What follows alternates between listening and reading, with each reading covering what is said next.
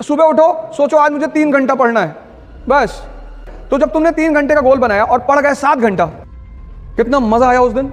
जब तुम, अगर यहाँ कुछ लोग बाहर के होंगे, तो जब तुम अपने घर जाते होगे छुट्टी में, तो ये किताब लेके जाता होगा, घर चल रहे हैं और टाइम वेस्ट नहीं करेंगे, पढ़ेंगे बैठ के। और जब तुम घर पहुंचते हो तो तुमसे क्या कहता है कि यार कानपुर में तो पढ़ ही रहे हो। पता लगा जितनी किताब लेके गए थे बिना खुले सब वापस आई है। डिसिप्लिन एक ऐसी चीज है जो कष्ट से ही आती है। जैसे बैठ के मत पढ़ो, मैंने ये डाइस ले रखी थी, मैं इस पे पढ़ता था। इस पे नजर रखने के लिए एक डायरी बगल में रखनी है, और उस डायरी को भगवान की तरह पूजा करो उसकी। तुम्हारा शेड्यूल नहीं टूटना चाहिए।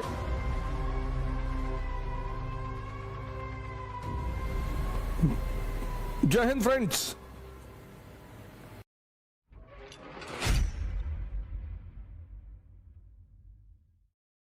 डिसिप्लिन एक ऐसी चीज है जो कष्ट से ही आती है। जैसे बैठ के मत पढ़ो, मैंने ये डाइस ले रखी थी, मैं इस पे पढ़ता था। कम से कम 3 से 4 घंटे, 12 घंटे मत करना, वरना स्पाइनल प्रॉब्लम हो जाएगी। कुछ लोग क्या करते हैं ना, अत्त मचाना शुरू कर देते हैं। बाबा रामदेव ने जब शुरू में बताना शुरू किया कि कपाल भाती करने से चेहरे पे चमक आती, एक भाई साहब ने 1.25 घंटा कर लिया, किडनी पलट गई, वो 2 महीने आईसीयू में रहे। किसी भी काम की शुरुआत धीरे धीरे करो। डिसिप्लिन कष्ट से आएगा। अपने आप को कष्ट दो और अपने ऊपर नजर रखो। एक शेड्यूल बनाओ, और शेड्यूल छोटा बनाओ। सुबह उठो, सोचो आज मुझे 3 घंटा पढ़ना है, बस 1 मिनट।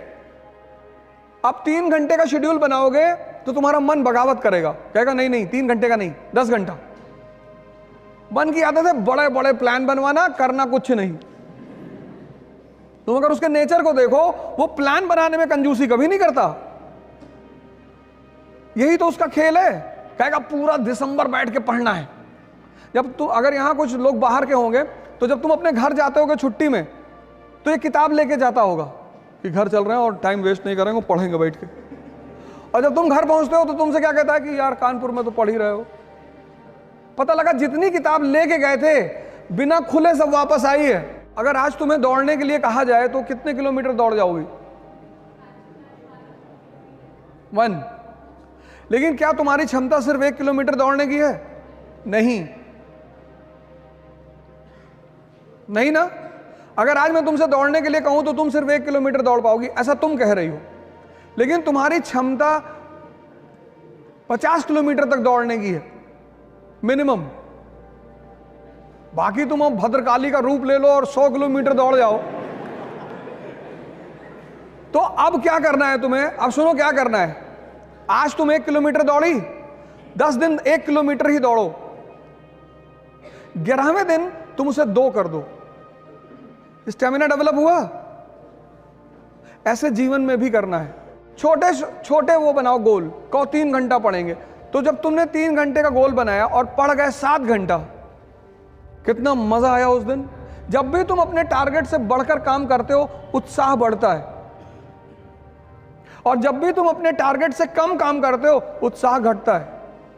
तो जब तुम 10 घंटे का टारगेट बना के सिर्फ 3 घंटे पढ़ते हो और ये प्रक्रिया 2 महीने चलती है, तो तुम डिप्रेशन के शिकार धीरे धीरे होने लगते हो। इसलिए कम टारगेट बनाओ और ज्यादा आउटपुट निकालो और कष्ट दो अपने आप को। वही मैंने तप शब्द का इस्तेमाल किया, क्योंकि वो तुम्हारी अचीवमेंट होगी, कोई कर नहीं पाएगा। इस पे नजर रखने के लिए एक डायरी बगल में रखनी है। ये सब चीजें मैंने अभी कहा ना कि कुछ लोग क्या करते हैं, पहले दिन सारी ताकत झोंक देते हैं, ताव में कोई काम नहीं करना है। सीखने में टाइम लगता है, चाहे वो साइकिल चलाना सीखना हो और चाहे पढ़ना सीखना हो। उस टाइम तुम्हें देना ही पड़ेगा। साइकिल चला लेती हो? पहले दिन चलाने लगी थी? नहीं। जब तुम सीख जाओगी, अब तुम सीख गई तो हाथ छोड़ के भी साइकिल चला रही हो। एक डायरी अपने पास रखो, उसमें अपना नाम लिख के अपना डेवलपमेंट ग्राफ बनाओ और उस डायरी को भगवान की तरह पूजा करो उसकी। तुम्हारा शेड्यूल नहीं टूटना चाहिए। जैसे आज तुम्हें मूवी देखने जाना है तो तुम जाओ, लेकिन कल अगर तुम्हारा मूवी का शेड्यूल नहीं है तो भगवान भी अगर उतर के तुमसे कहे मूवी देखना जाना है तो तुम्हें नहीं जाना है। इसलिए बचपन में स्कूल में हमें एक बड़ी प्यारी चीज मिली थी, डायरी। डायरी मतलब डिसिप्लिन। तो ये काम करो, डायरी बनाओ और अपनी स्टेमिना को अपने हिसाब से आगे बढ़ाते चली जाओ। सर मेरा नाम रक्षित सिंह है। मेरे दो क्वेश्चन है सर आपसे।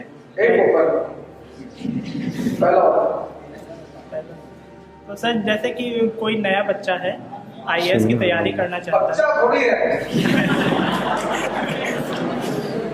नहीं, स्टूडेंट है तो आईएएस तैयारी करना चाहता है, तो उसके पास मेजर प्रॉब्लम ये रहती है कि जैसे उसे ऑप्शनल चूज़ करना है, तो उसमें जैसे उसे हिस्ट्री पढ़ने में ज़्यादा मज़ा आ रही है और वो हिंदी उठाता है तो उसमें भी कई कवि या फिर लेखक ऐसे मिल जाते हैं कि जिनके विचार उसे काफ़ी ज़्यादा प्रभावित करते हैं, और उसके बाद दर्शन उठाता है तो उसमें भी वो प्रभावित हो जाता है उनसे। तो ये कैसे पता करें कि उसकी वास्तविक स्ट्रेंथ किस सब्जेक्ट में है? नहीं, देखो, जो आदमी सबसे प्रभावित हो रहा है, हमारी श्रीमती जी ने हमसे कहा कि यार एक बात बताओ, तुम में और मैं में बेसिक डिफरेंस क्या है? मैंने कहा तुम्हारी क्षमता ज्यादा है लेकिन तुम्हारे काम करने का तरीका गलत है। बोली कैसे? मैंने कहा यार इतना टाइम लगा दो किसी चीज में, तुम कपड़ा खरीदने गई, अब कपड़े को पकड़ के ऐसे देख रही, कॉटन पैदा करती हो? नहीं नहीं नहीं। जब हम पहली बार गाड़ी खरीदने का प्लान बनाए तो हमने कहा वैगनार खरीद लो, बढ़िया गाड़ी है।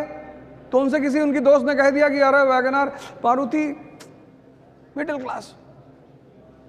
6 महीने तक कार ही नहीं आई घर में, कभी मारुति, कभी सेंट्रो, कभी ये, कभी वो। फिर एक दिन मैंने उनसे कहा आओ, चलो आओ, फिर ले गए महिंद्रा के शोरूम में। इसीलिए तो इस देश में तुम संत रविदास को सुनो, मन चंगा, मन पे बात कर रहे हैं। तुलसीदास ने क्या कहा? जाकी रही भावना जैसी। ये मन तो तुम्हें हर बार तुम्हें शादी नहीं करने देगा। अगर 5-6 लड़कियां एक साथ खड़ी कर जाएं कि इसमें चुन लो, फिर डिस्टर्ब कर देगा तुमको कि नहीं ये नहीं। तुमसे खेल रहा है वो, एक पकड़ो, वो तुमसे खेल रहा है और तुम उसको मजा दे रहे हो, तुमसे मजा ले रहा है। कभी तुमसे कह रहा है हिंदी, रामधारी सिंह दिनकर, बहुत बढ़िया। अब तुम दिन भर बैठ के सोच रहे हो कि हाँ यार रामधारी सिंह। यही तो मैं कह रहा हूं, डिसीजन लेना है तुरंत। जिस दुकानदार के पास जब जाते हो कोई सामान लेने, अगर वो सामान उसके पास नहीं होता तो पता क्या कहता है? साहब आजकल इसकी सेल नहीं हो रही है, बड़ी शिकायत आ रही साहब।